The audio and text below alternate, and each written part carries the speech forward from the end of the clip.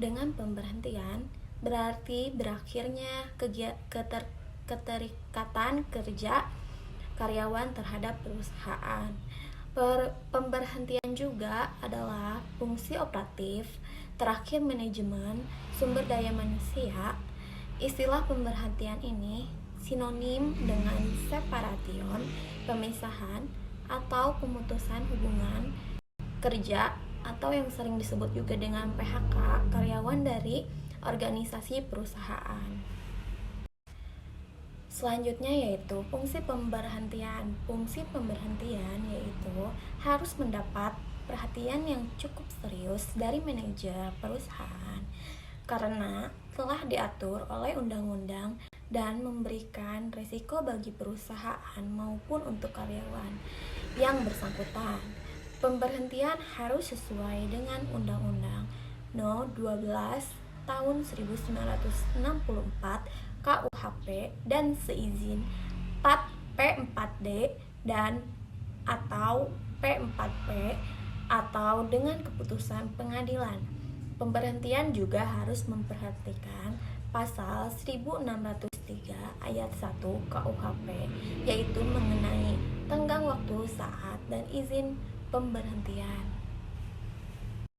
Alasan pemberhentian. Ada beberapa alasan yang menyebabkan seseorang berhenti atau putus hubungan kerjanya dengan perusahaan.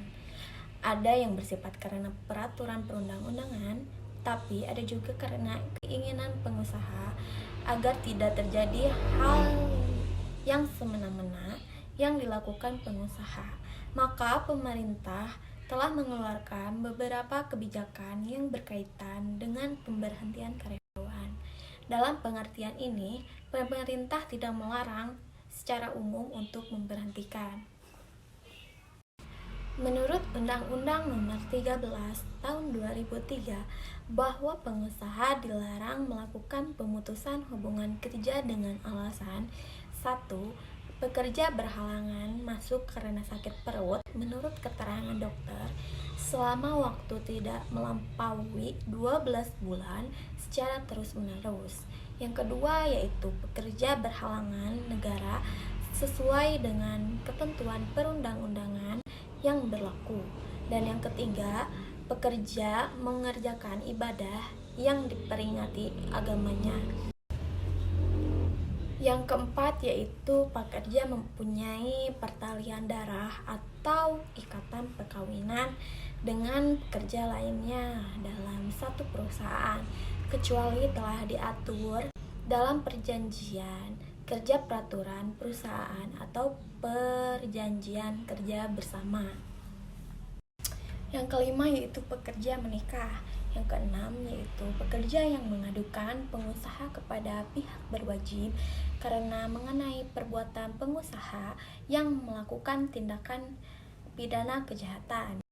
Yang ketujuh yaitu pekerja melakukan kegiatan serikat pekerja di luar jam kerja atau di dalam jam kerja atas kesepakatan perusahaan atau berdasarkan ketentuan yang diatur dalam perjanjian kerja bersama. Yang kedelapan yaitu pekerja dalam keadaan cacat, tetap, sakit akibat kecelakaan kerja atau karena hubungan kerja yang menurut surat keterangan dokter yang jangka waktu penyembuhannya belum dapat dipastikan. Dan yang terakhir yaitu karena perbedaan yang paham, agama, aliran politik, suku, warna kulit, golongan, jenis kelamin, kondisi fisik, atau status perkawinan. Undang-Undang Nomor 13 Tahun 2003 juga membolehkan pengusaha mengadakan pemutusan kerja dengan karyawan dengan alasan pekerja telah melakukan kesalahan berat, yaitu seperti 1.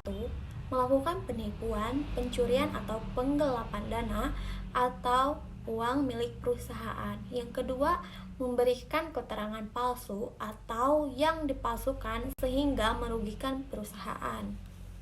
Yang ketiga yaitu mabuk, minum minuman keras memabukkan, memakai atau mengedarkan narkotika, psikotropika, dan zat adiktif lainnya di lingkungan kerja. Yang keempat yaitu melakukan perbuatan kegiatan asusila atau perjudian di lingkungan kerja.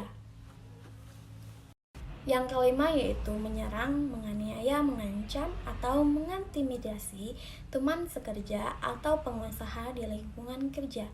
Yang keenam yaitu dengan ceroboh atau sengaja merusak atau membiarkan dalam keadaan bahaya barang milik pengusaha yang menimbulkan rugi bagi perusahaan. Yang ketujuh yaitu membujuk teman sekerja atau pengusaha untuk melakukan perbuatan yang bertentangan dengan peraturan perundang-undangan. Yang kedelapan yaitu membongkar atau membocorkan rahasia perusahaan yang seharusnya dirahasiakan kecuali untuk kepentingan negara. Yang sembilan dengan ceroboh atau membiarkan teman sekerja atau pengusaha dalam keadaan bahaya di tempat kerja. Yang terakhir yaitu melakukan perbuatan lainnya di lingkungan perusahaan yang diancam pidana 5 tahun atau lebih. Alasan pemberhentian menurut Melayu SP Hasibuan menyebutkan alasan karyawan diberhentikan dari perusahaan. Yang pertama yaitu karena undang-undang, yang kedua karena keinginan perusahaan, yang ketiga yaitu keinginan karyawan, yang keempat karena pensiun, yang kelima kontrak kerja berakhir, yang keenam karena meninggal dunia, yang ketujuh perusahaan dilidukasi, dan yang terakhir yaitu kesehatan pegawai. Ada beberapa proses pemberhentian. Yang pertama, pensiun. Pemberhentian dengan hormat oleh pihak pengusaha terhadap pegawai yang usianya telah lanjut dan dianggap sudah tidak produktif lagi atau setelah usia 56 tahun, kecuali tenaga pengajar dan instruktur dapat berusia 65 tahun. Selanjutnya, proses pemberhentian permintaan sendiri. Pemberhentian ini dilakukan perusahaan karena permintaan pengunduran diri dari pegawai bersangkutan berdasarkan alasan-alasan pribadi atau alasan tertentu dan merupakan salah satu pemberhentian kerja. Pemberhentian kerja secara terhormat di mana terjadi setelah perusahaan mempertimbangkan dan menyetujui permohonan pengunduran diri pegawai yang bersangkutan. Proses pemberhentian langsung oleh perusahaan. Pemberhentian yang dilakukan langsung oleh perusahaan berdasarkan perimbangan dari perusahaan. Yang terakhir yaitu proses pemberhentian sementara. Pemberhentian sementara yang dapat dilakukan perusahaan terhadap pegawainya dengan alasan tertentu. Selanjutnya saya akan membahas pengaruh pemberhentian. Dengan adanya pemberhentian karyawan tentu berpengaruh sekali terhadap perusahaan, terutama masalah dana. Karena pemberhentian karyawan memerlukan dana yang cukup besar, di antaranya untuk membayar pensiun atau pesangon karyawan dan untuk membayar tunjangan-tunjangan lainnya. Begitu juga pada saat penarikan kembali karyawan, perusahaan pun mengeluarkan dan yang cukup besar untuk pembayaran kompensasi dan pengembangan karyawan. Bentuk-bentuk pemberhentian. Pemberhentian pegawai menurut sifat pemutusan hubungannya.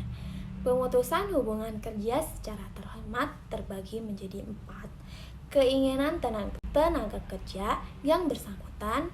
Yang kedua, telah mencapai batas waktu kontrak tenaga kerja. Yang ketiga yaitu terjadi perekrutan tenaga kerja baru. Yang terakhir yaitu tenaga kerja yang bersangkutan meninggal dunia. Yang kedua yaitu pemutusan hubungan kerja sementara. Hal ini dapat terjadi manakala tenaga kerja yang bersangkutan dikenakan tahanan sementara oleh yang berwenang karena diduga melakukan sesuatu tindakan pidana kejahatan. Dan yang terakhir, pemutusan hubungan kerja dengan tidak hormat terdiri dari tenaga kerja yang bersangkutan melanggar kerja serta janji yang telah disepakati pada saat mengadakan ikatan kerja bersama. Yang kedua yaitu bertindak dan berperilaku yang merugikan perusahaan baik dalam jumlah besar maupun kecil.